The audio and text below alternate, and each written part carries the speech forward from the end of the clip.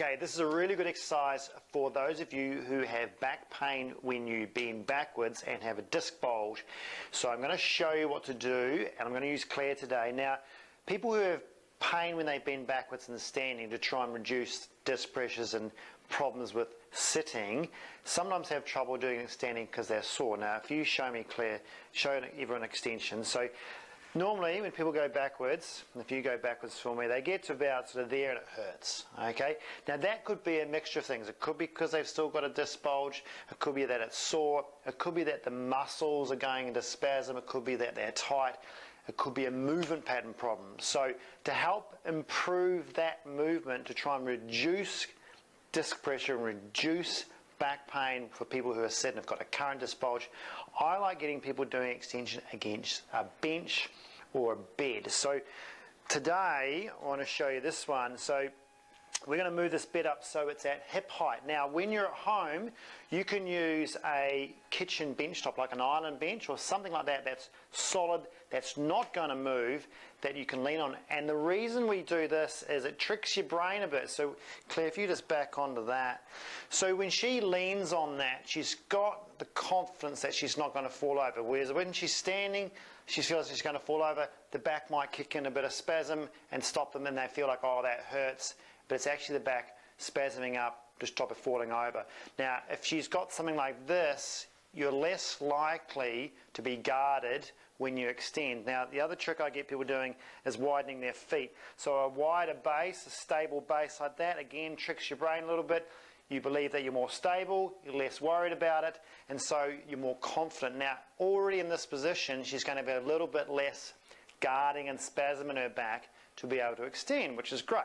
Now, before she extends, what I get people doing, if you put your thumbs on the PSIS. Now the PSIS meaning the two big bony points in the back of her sacrum there, that's a good reference point to put your thumbs because it sort of tells you, I'm going to bend from there upwards in that lower spine, okay? So I don't really want too much hip extension. There's going to be a little bit, but I want her to focus on actually bending her back. So giving her a reference point of hands on the lower back and find the two bony points is a really good way of doing it.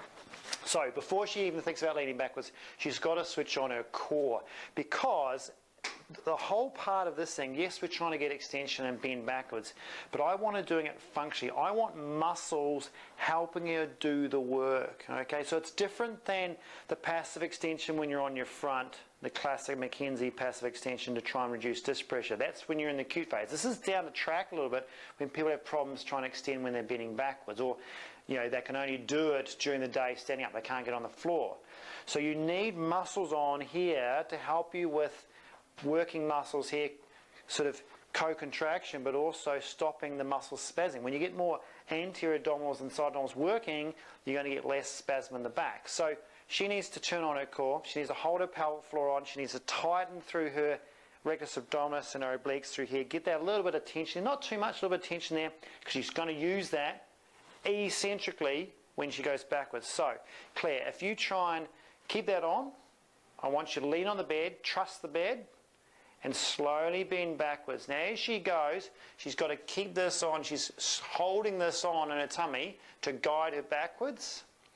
And she just goes back as far as she's confident. And then when she comes forward, she needs to use the tummy to pull her forward again. Okay, that felt all right? Making sure they don't hold their breath, right?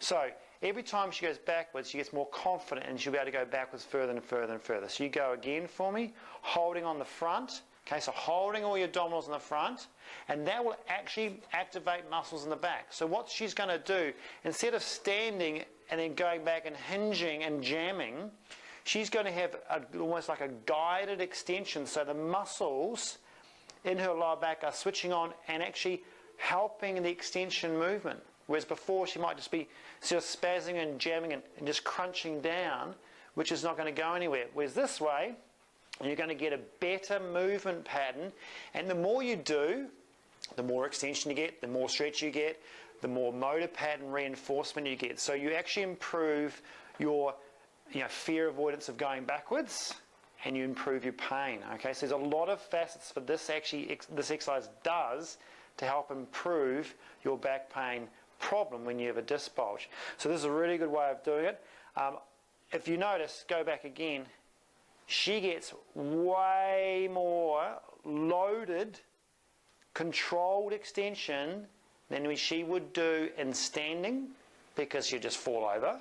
So she's getting better range, she's getting better control, she's learning motor patterns, she's getting rid of that fear avoidance, she's getting strength back there, okay? And it's loaded, so meaning it's more functional than doing the one on your front in the acute phase. She's getting, that gets the same amount of range as the one on the front, but it's more functional for her. And you'll find that there's a better outcome during the day, down the track, than the one on the front.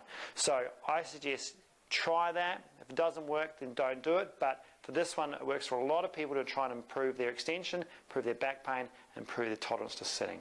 See you next time.